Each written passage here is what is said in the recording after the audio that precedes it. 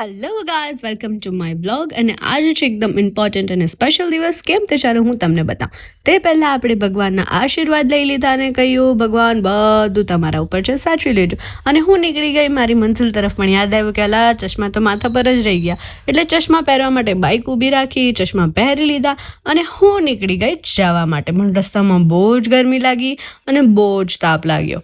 અને ત્યાર પછી રસ્તામાં મંદિર દેખાયું, જય સાઈનાથ, અને લોકો માંડ્યા શેરડીનો રસ પીતા પીતા.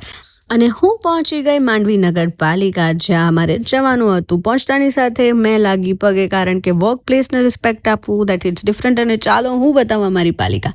આટલી સુંદર છે અમારી નગરપાલિકા, અને બધા રાહ જોતા હતા કે ક્યારે સભા સ્ટાર્ટ થાય. આ ખાલી હતું અને હવે ભરાઈ ગયું. ધીરે ધીરે બધા આવી ગયા અને હવે જેટલા પણ અમારા ડેઝિગ્નેટેડ પર્સન હતા એ લોકોને ધ્યાનથી સાંભળતા હતા. હું એ મેન્ડેટ ઉપર સિગ્નેચર કરી અને ડેઝિગ્નેટેડ પર્સન અમને સંબોધન કરતા હતા અને જેટલાને પણ પોઝિશન અસાઇન થઈ તેઓને શુભેચ્છાઓ પાઠવી. અને ત્યાર પછી અમે બધા નીચે આવી ગયા અને નીચે આવીને બધાને મળ્યા અને બીજે સિગ્નેચર કરવાની તે સિગ્નેચર કરી. અને સિગ્નેચર કર્યા પછી જે બુક આપી અમને એ લઈને હું બહાર નીકળી ગઈ.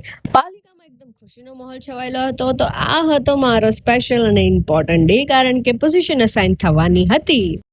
અને બહાર આવતાની સાથે જ મને એટલી બધી ભૂખ લાગી હતી કે વિચાર કર્યું કે શું ખાઈએ. એટલે ખાવા માટે હું પહોંચી ગઈ આલુપુરી ખાવા માટે. આલુપુરી વાળાને કીધું ભાઈ મસ્ત સ્પાઇસી બનાવજે.